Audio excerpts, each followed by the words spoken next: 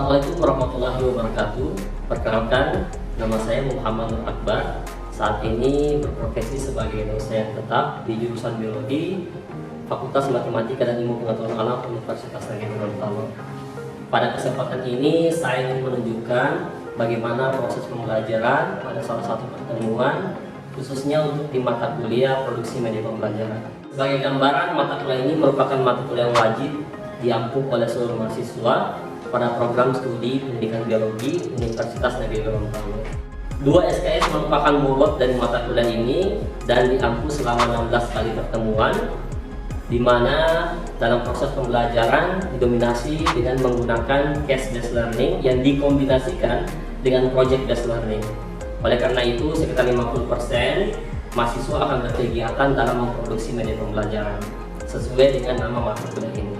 Selain menggunakan model tersebut, kita juga menggunakan model lain pada saat pendalaman konsep, terutama pada pertemuan pertama sampai dengan pertemuan ke-8 hingga mencapai di tengah semester, yaitu dengan menggunakan model pembelajaran STAD dan juga RQA atau Reading, Question and Answering.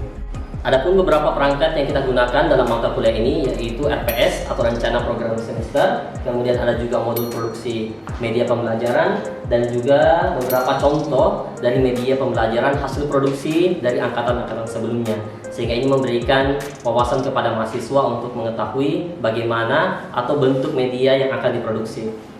Di modul produksi media pembelajaran ini tentunya kita akan mendapatkan suatu pemahaman secara ringkas, namun di dalamnya berisi langkah-langkah pembelajaran yang akan membantu mahasiswa dalam melakukan produksi media pembelajaran, khususnya ketika menggunakan model pembelajaran case study dan juga yang dikombinasikan dengan project based learning.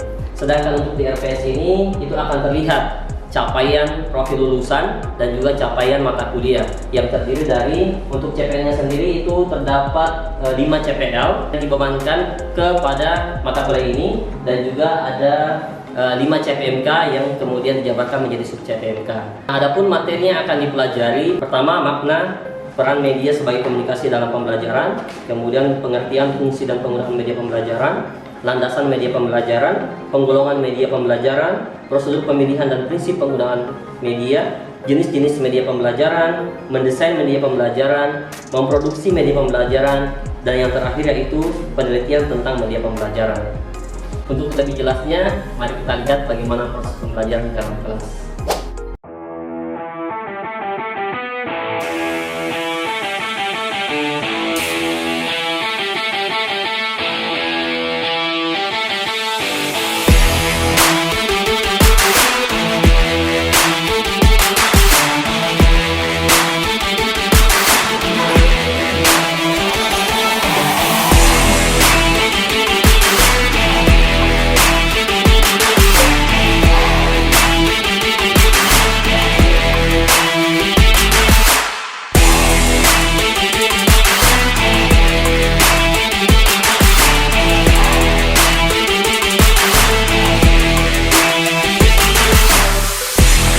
Assalamualaikum warahmatullahi wabarakatuh.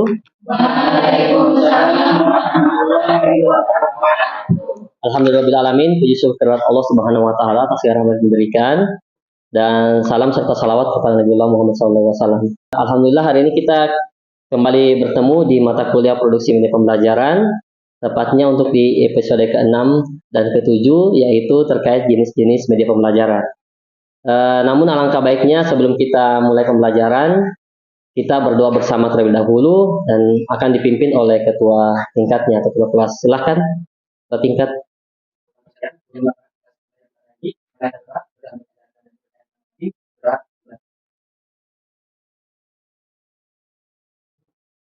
Ini saya mau cek dulu kehadirannya. Pertama, Asep Malatia, Kasim, Sri Yulan, Putri Fadina Manangin, Nandayani, Apriyaningsih, Warni, Isnawati, Salwi, Sriyanti, Wistatu Nadir, Andi Nur Sidik, Dela, Vidya, oke, Nanda, Sri Nanang, Amnawati, Rika, oke, ini saya lihat hadir semua ya.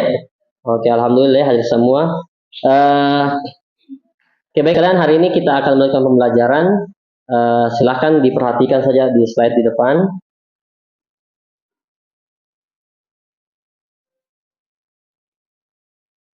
Oke, mata kuliah kita namanya produksi dari pembelajaran. Kita sudah masuk di sesi 6 dan 7. Jadi pembelajaran hari ini terkait jenis dari pembelajaran itu akan kita lewati dalam 2 kali pertemuan. Jadi ini pertemuan ke-6 dan 2 pertemuan. Nah, yang pertama, kalian sekalian, coba kalian bayangkan, kalian sekarang ini sedang duduk di taman yang indah, kemudian di depan kalian itu ada pemandangan yang sangat mempesona dengan bunga-bunga yang berwarna-warni, kemudian burung yang bertebaran. Coba dibayangkan ya kalian sekalian, ini kalau kalian sudah berada di tempat yang seperti itu. Nah, selanjutnya ini saya akan memutarkan, silakan dipejamkan matanya masing-masing ya. Kemudian nanti saya akan coba putarkan suatu audio dan silakan diresapi. Silakan dipejamkan matanya masing-masing. Kemudian kalian akan mendengarkan suara gemercik air yang berasal dari sungai, kemudian kicauan burung dan seterusnya. Silakan tutup matanya dan didengarkan dengan baik.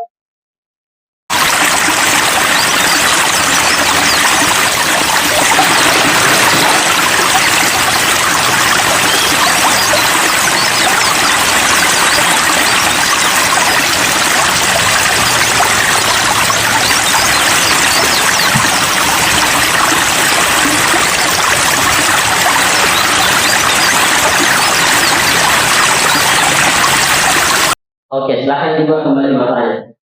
Nah, sekarang saya ingin memberikan pengalaman yang ketiga, yaitu terkait sekarang kalau tadi kita sudah membayangkan juga, nah sekarang juga kita membayangkan ada di padang rumput, kemudian ini rumputnya yang sangat lembut, jadi misalnya di stadion atau apa ya. Nah, jadi sekarang kemudian ketemu dengan berbagai domba, misalnya hewan-hewan seperti kucing, anjing, dan sebagainya. Nah, kalian coba bayangkan kalian sedang berjalan di sana, kemudian menyentuh atau berkomunikasi, berinteraksi langsung dengan teman-teman. Nah, oke. Nah, selanjutnya sekarang tadi saya kan sudah memberikan 3 pengalaman. Nah, saya ingin tanya ke kalian, dari ketiga pengalaman tersebut, siapa di antara kalian yang senang dengan pengalaman yang pertama, yaitu melihat dunia yang cantik dan pemandangan yang pertama? Oh ya, ini banyak ya. Nah, saya tunjuk satu dulu ya. Coba mungkin juga ya. Coba silakan. Kenapa kamu bisa memilih pengalaman itu? Kenapa yang pengalaman pertama yang berkesan? Jadi dengan pemandangan tadi yang kita tadi saya merasa bahwa pemandangan yang dia secara kita memberikan ketenangan apalagi dalam proses pembelajaran. Jadi belajar dengan baik, saya lebih tertarik dengan pembelajaran secara visual. Oke, berarti yang lain itu punya pengalaman yang sama ya? Oke, itu artinya kalian memang betul ya. Jadi punya gaya belajar yang sifatnya visual. Kalau yang pengalaman kedua, siapa di sini yang punya pengalaman yang lebih berkesan di pengalaman kedua? Oke, mungkin kamu siapa tadi? Apa? Wani. Kenapa memilih pengalaman kedua yang lebih berkesan?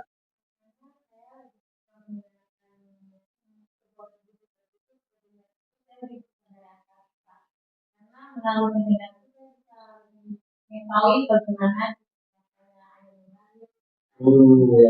Dia disuka mendengarkan ya.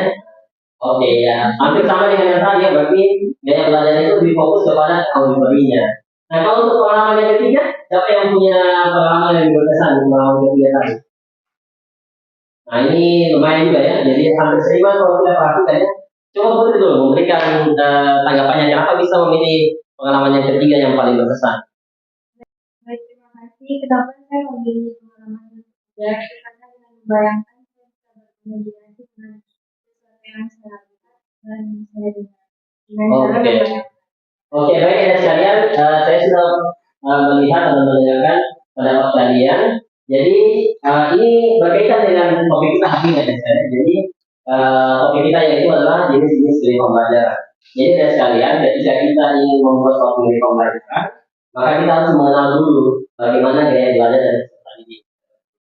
Oleh karena itu, tadi di antara kalian itu sudah punya beberapa pilihan. Ada tadi bulan, itu lebih berkesan kepada visual. Maka jenis media atau jenis-jenis media pembelajaran yang cocok dikembangkan atau tidak terapkan di dalam pembelajaran, maka ya itu adalah pembelajaran yang sifatnya visual.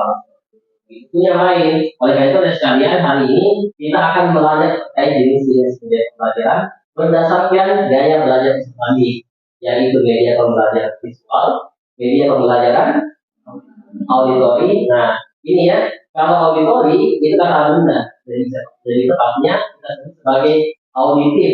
Ini media auditif, seperti itu ya. Nah, dan yang ketiga yaitu media pembelajaran kinestetik. Oke. Jadi ada tiga ya. Yang pertama media pembelajaran visual, kemudian media pembelajaran auditif, dan media pembelajaran kinestetik. Oke.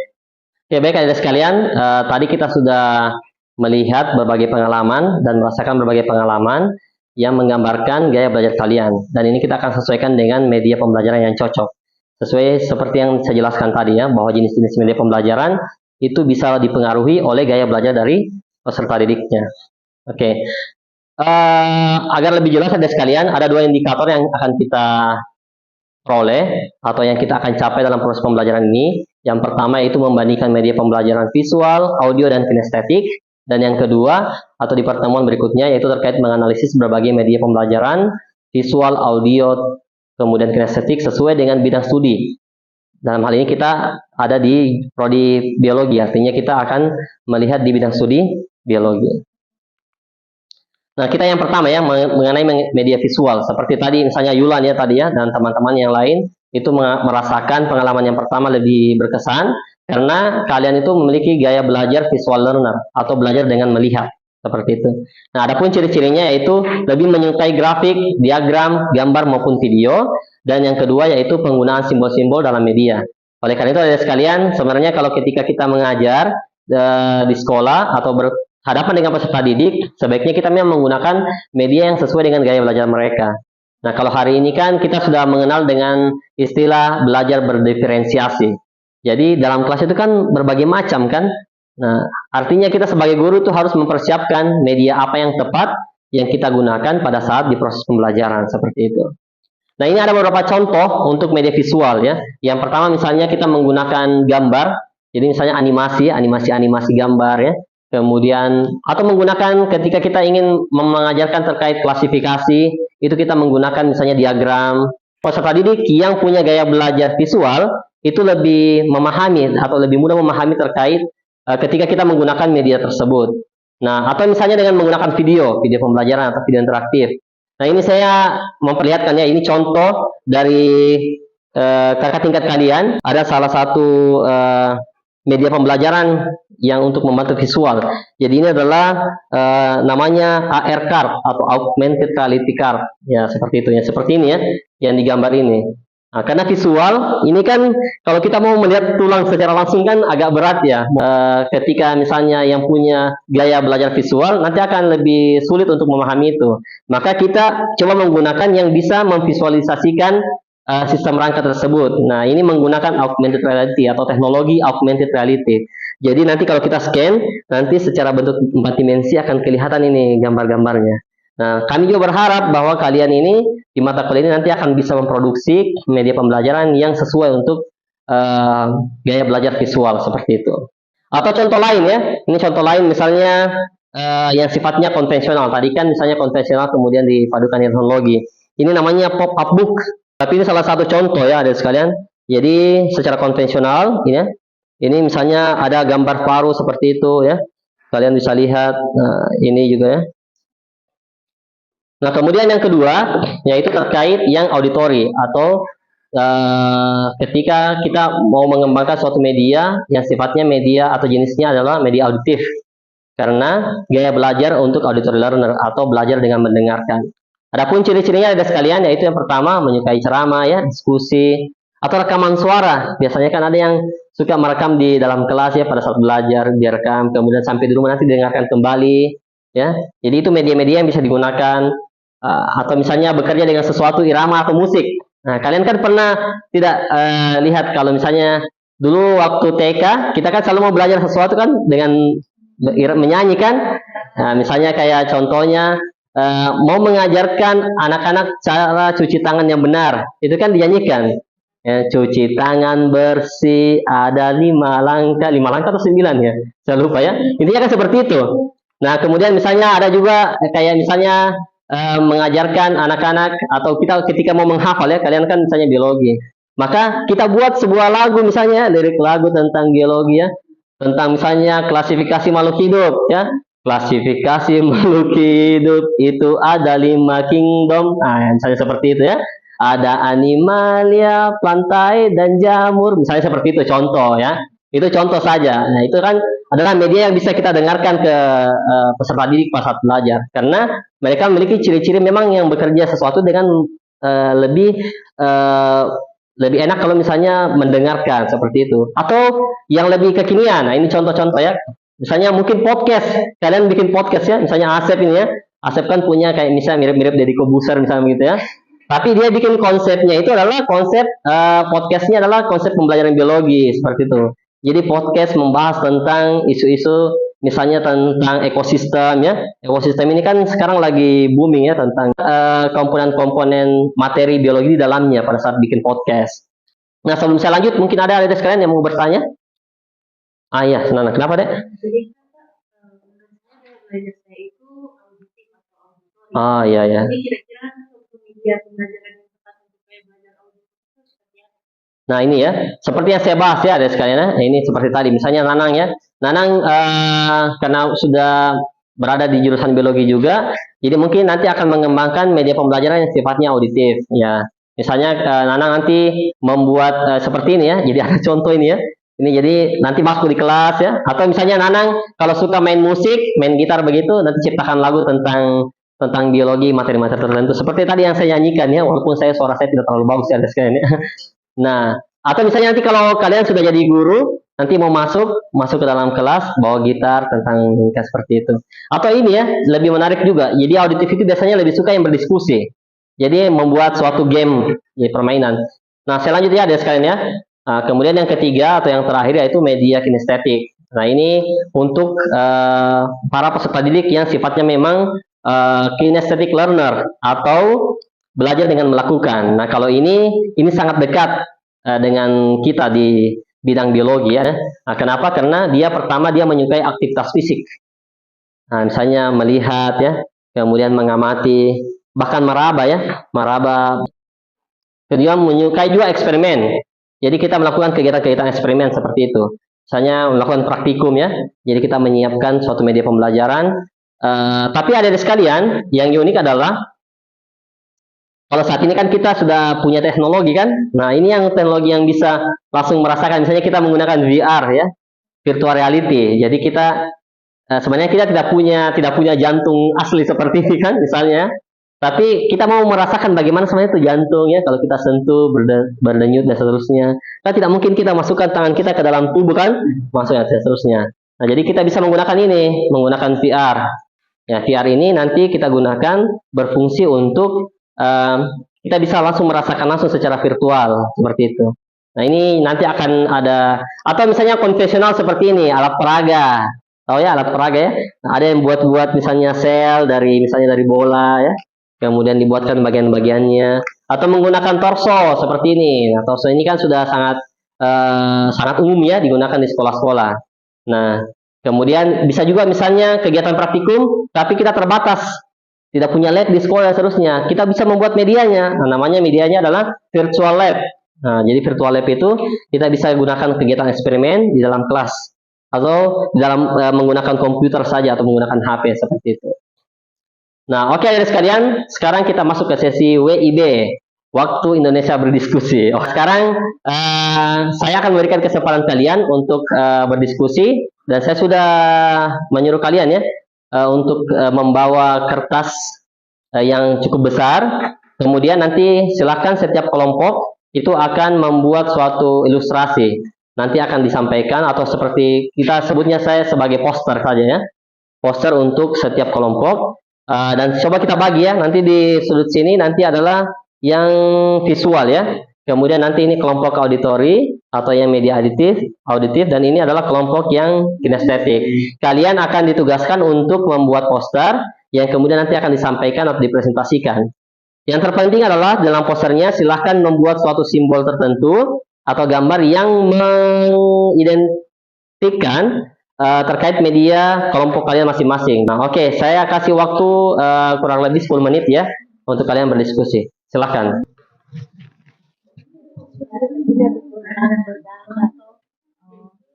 Oh, ini yang kelompok yang visualnya. Oke. Ini mau gambar tentang sel. Rencananya kalian kenapa ambil gambar sel? Kan ini kami dapat itu visual. Kami dapat apa yang identik dengan visual. Jadi oke. Tadi contoh visual itu macam gambar. Oke. Diagram dan lain. Bagus. Oke, silakan digambar deh. Oke, ini kelompok yang auditori. Ini lebih banyak ya kayaknya auditori ya. Mungkin karena cuma lebih sedang mendengarkan. Rencananya mau bergambar? Oh, not nada begitu ya. Oke, bagus sekali pilihannya. Jadi memang simbolnya khusus untuk yang auditori. Jangan cuma gambarnya yang bagus, tapi kontennya juga yang perlu ditekankan. Apa kelebihannya, kekurangannya, dan seterusnya.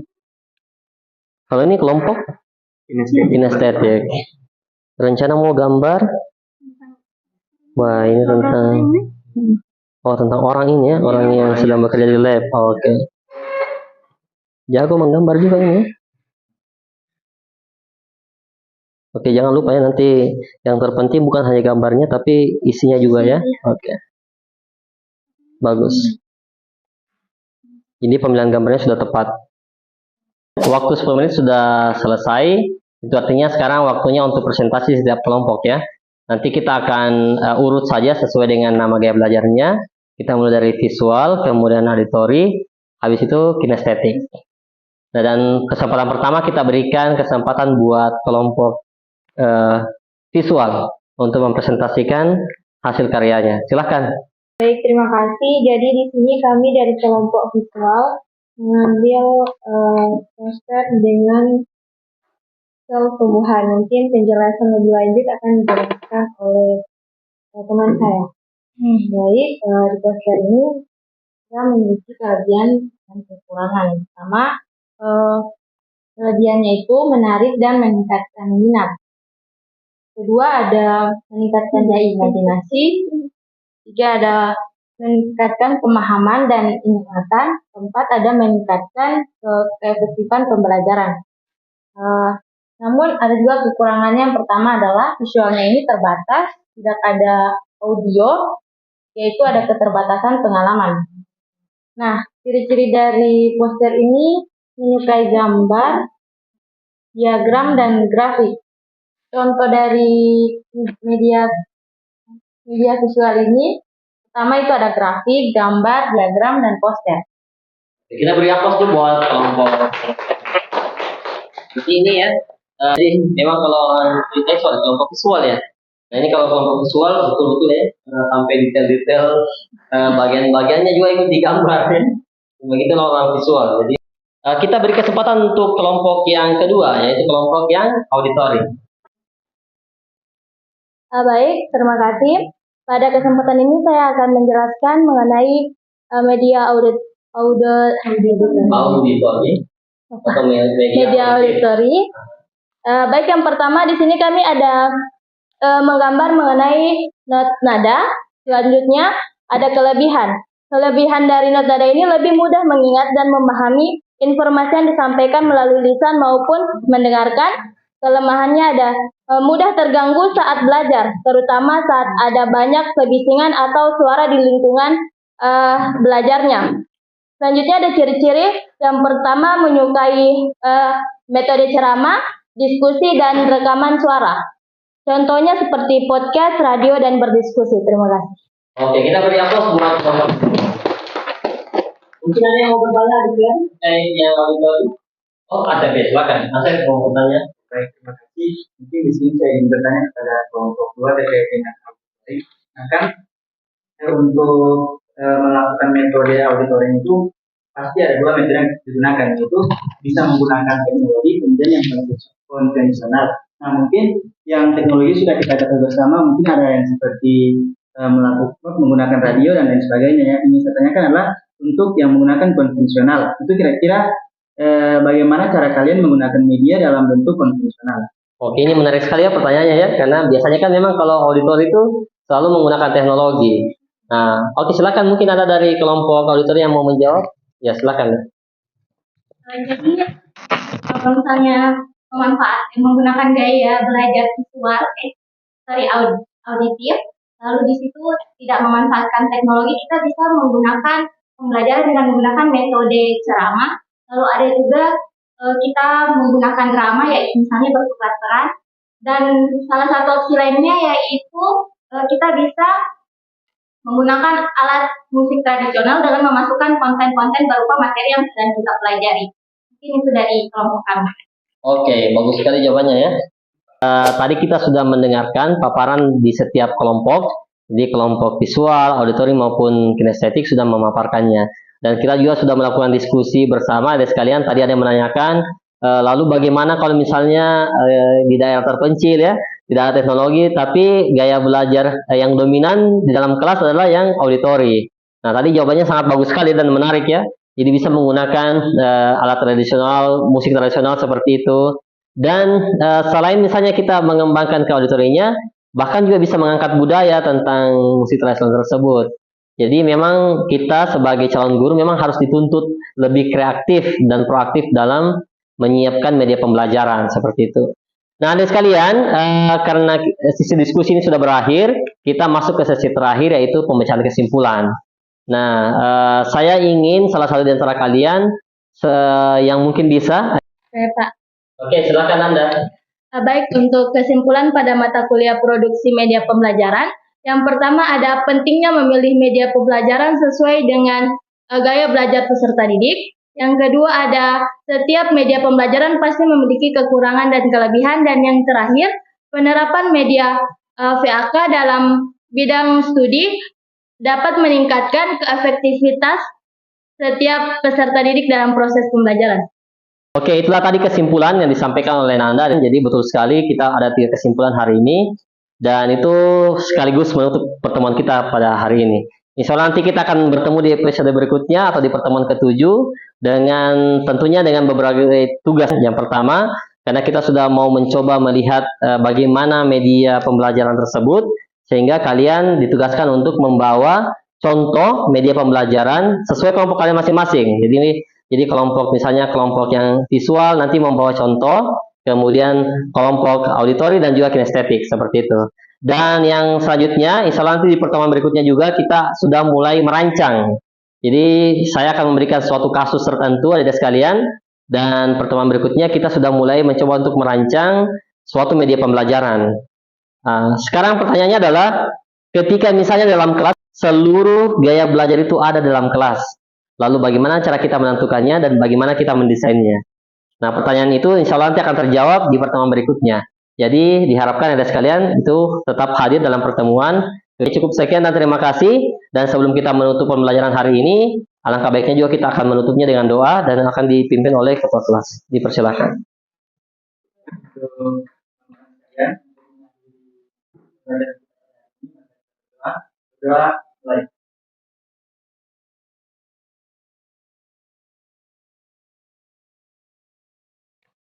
Oke, baik. Terima kasih atas sekalian. Kita beri aplaus buat saudara semua. Terima kasih atas kehadirannya. Saya ucapkan dan mudah-mudahan sehat-sehat terus dan tetap semangat untuk menjalankan perkuliahan. Cukup sekian. Assalamualaikum warahmatullahi wabarakatuh. Waalaikumsalam warahmatullahi wabarakatuh.